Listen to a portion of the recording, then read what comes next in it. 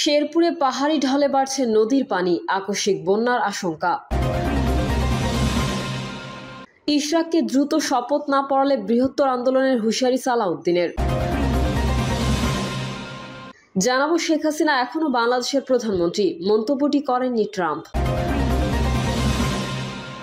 সন্ধ্যা নামলেই ছিনতাই আতঙ্কে মানুষ বের হতে ভয় পাচ্ছে, বলছেন ফারুক। এবং সর্বশেষ জানাবো নুসরাত ফারিয়াকে গ্রেফতার বিচার প্রক্রিয়াকে প্রহসনে পরিণত করছে, বলছে এনসিপি। এতক্ষণ শুনছিলেন সংবাদ শিরোনাম, এবারে বিস্তারিত। তবে তার আগে অনুরোধ থাকবে আমাদের চ্যানেলটি সাবস্ক্রাইব করে বেল আইকনটি ক্লিক করুন। শেরপুরে পাহাড়ি ঢলে বাড়ছে নদীর পানি, আকস্মিক বন্যার শঙ্কা। ভারতের মেঘালয় ও আসামে ভারী বর্ষণের ফলে শেরপুরের নদ নদীর পানি দ্রুত বাড়ছে। এছাড়া গত 3 দিন জেলার বিভিন্ন স্থানে থেমে থেমে ভারী বৃষ্টিপাতের কারণে কয়েকটি নদীর পানি বিপদসীমা ছুঁই ছুঁই। এ অবস্থায় আকস্মিক বন্যার আশঙ্কা রয়েছে এলাকাবাসীর। সোমেশ্বরী নদীর পানি বেড়ে নির্মাণাধীন চাপাতলি সেতুর পার্শ্ববর্তী নিম্নাঞ্চলে প্রবেশ করেছে। এতে আশেপাশের কয়েকটি দোকান ক্ষতিগ্রস্ত হয়েছে। দুর্যোগ ব্যবস্থাপনা অধিদপ্তর এক সতর্কবার্তায় জানিয়েছে 20 মে পর্যন্ত নিম্নাঞ্চলগুলো সাময়িকভাবে প্লাবিত হতে পারে। এর প্রভাবে জনজীবন ব্যাহত ও কৃষি খাতে বড় ধরনের ক্ষতির আশঙ্কা রয়েছে। জেলা কৃষি বিভাগ জানিয়েছে, যেসব এলাকায় ধান 80% বেশি পেকে গেছে সেগুলো দ্রুত কেটে উঁচু জায়গায় সংরক্ষণের জন্য কৃষকদের পরামর্শ দেওয়া হয়েছে। স্থানীয় প্রশাসন জানিয়েছে, বন্যা মোকাবেলায় সব ধরনের প্রস্তুতি গ্রহণ করা হয়েছে এবং ঝুঁকিপূর্ণ এলাকায় মাইকিং শুরু হয়েছে। শেখ হাসিনা এখনো বাংলাদেশের প্রধানমন্ত্রী, মন্তব্যটি করেননি ট্রাম্প। এআই প্রযুক্তির মাধ্যমে মার্কিন প্রেসিডেন্ট ডোনাল্ড ট্রাম্পের কণ্ঠ নকল করে শেখ হাসিনা সম্পর্কে তৈরি একটি ভিডিওকে ট্রাম্পের মন্তব্য দাবি করে প্রচার করা হচ্ছে। এটিকে মিথ্যা বলে শনাক্ত করেছে রিউমার স্ক্যানার। বাংলাদেশের চলমান গুজব, ভুয়া খবর, অপতথ্য প্রতিরোধের দায়িত্বে নিয়োজিত রিউমার স্ক্যানারের অনুসন্ধানে এই তথ্য উঠে এসেছে। এই সংক্রান্ত এক প্রতিবেদন প্রকাশ করেছে রিউমার স্ক্যানার। প্রতিবেদনে রিউমার স্ক্যানার জানায়, সম্প্রতি শেখ হাসিনা এখনো বাংলাদেশের প্রধানমন্ত্রী ডোনাল্ড ট্রাম্প শিরোনামে একটি ভিডিও সামাজিক যোগাযোগ মাধ্যমে ছড়িয়ে পড়েছে।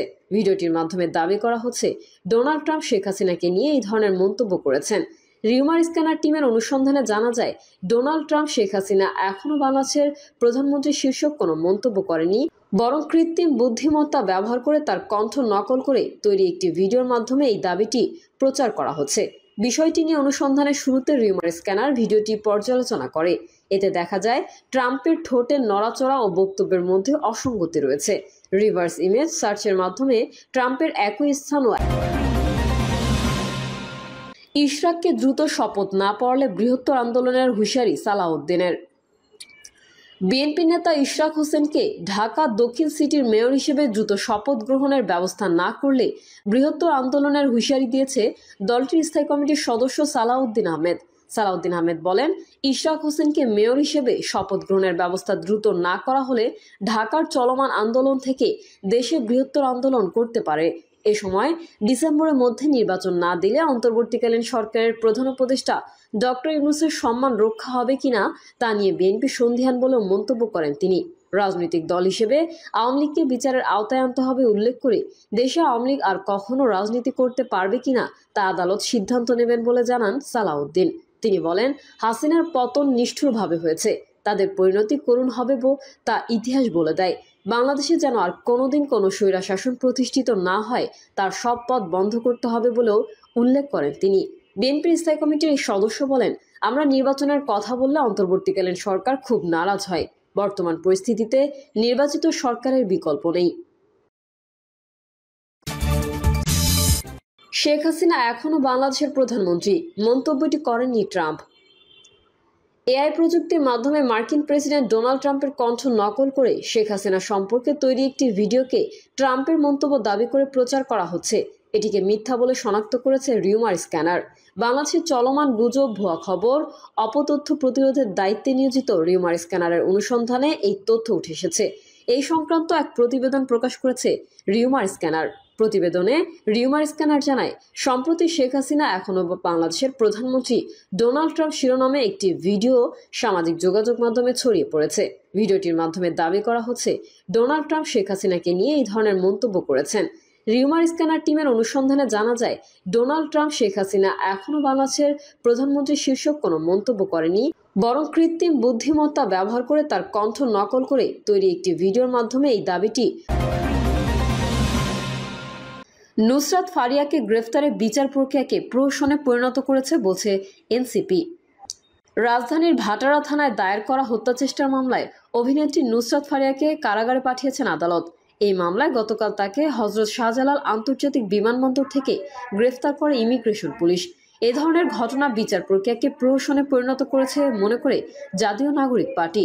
বার্তাটি দলটি জানায়, আমরা দেখেছি জুলাই অভ্যুত্থানে হামলা ও গুলি করার ঘটনায় অভিযুক্ত সাবেক রাষ্ট্রপতি আব্দুল হামিদ চলতি মাসেই কোনোরকম বাধা বিপত্তি ছাড়াই দেশ ত্যাগ করেছেন।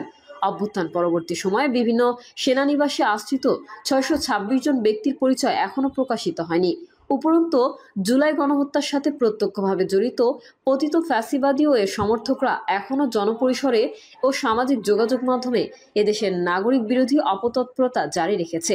ফলে জুলাই গণহত্যার সাথে সরাসরি জড়িত ব্যক্তিদের আইনের আওতায় না এনে এই ধরনের লোক দেখানো ও ঢালাওভাবে আসামি করা মামলায় গ্রেফতার ও জামিন না দিয়ে কারাগারে প্রেরণের ঘটনা গণহত্যার বিচার প্রক্রিয়াকে লঘু করে দেখানোর প্রবণতা সৃষ্টি করছে।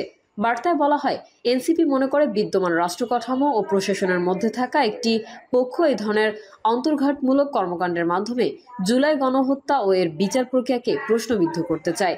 অথচ এখন পর্যন্ত এই গণহত্যার বিচারে আমরা দৃশ্যমান কোনো অগ্রগতি দেখতে পাচ্ছি না।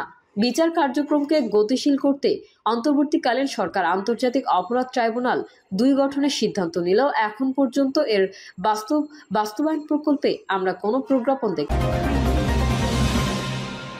সন্ধ্যা নামলেই ছিনতাই আতঙ্কে মানুষ বের হতে ভয় পাচ্ছে বলছেন ফারুক। সন্ধ্যা নামলেই চারদিকে ছিনতাই ডাকাতির আতঙ্কে সাধারণ মানুষ ঘরের বাইরে বের হতে ভয় পাচ্ছে বলে মন্তব্য করেছেন বিএনপি চেয়ারপারসনের উপদেষ্টা জয়নুল আবেদিন ফারুক।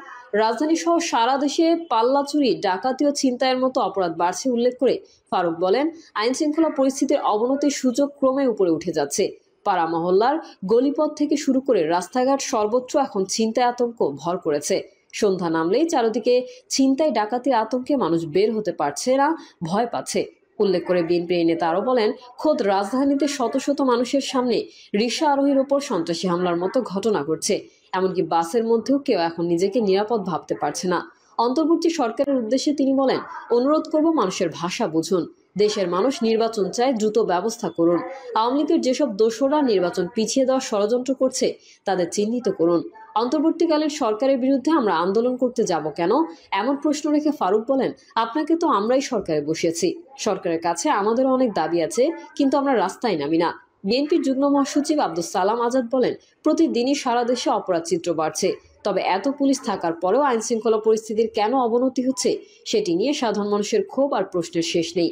ফ্যাসিস্ট আওয়ামী লীগ সরকারের 15 বছরের পুলিশ বাহিনীতে নিয়োগের সময় একেবারে দেখে দেখে আওয়ামীপন্থীদের চাকরি দেওয়া হয়েছে বলে দাবি করেন তিনি। বিএনপির যুগ্ম মহাসচিব বলেন, এই কারণে 24-এর গণঅভ্যুত্থানে সেসব দলীয় পুলিশ সদস্যের ভয়ঙ্কর রূপ দেখেছে দেশের মানুষ এবং প্রত্যক্ষ করেছে। নুসরাত ফারিয়াকে গ্রেফতারের বিচার প্রক্রিয়াকে প্রহসনে পরিণত করেছে বলছে এনসিপি। রাজধানীর ভাটারা থানায় দায়ের করা হত্যাচেষ্টার মামলায় অভিনেত্রী নুসরাত ফারিয়াকে কারাগারে পাঠিয়েছেন আদালত। এই মামলায় গতকাল তাকে হজরত শাহজালাল আন্তর্জাতিক বিমানবন্দর থেকে গ্রেফতার করে ইমিগ্রেশন পুলিশ। এ ধরনের ঘটনা বিচার প্রক্রিয়াকে প্রহসনে পরিণত করেছে মনে করে জাতীয় নাগরিক পার্টি। বার্তাটি দলটি জানায়, আমরা দেখেছি জুলাই অভ্যুত্থানে হামলা ও গুলি করার ঘটনায় অভিযুক্ত সাবেক রাষ্ট্রপতি আব্দুল হামিদ চলতি মাসেই কোনোরকম বাধা বিপত্তি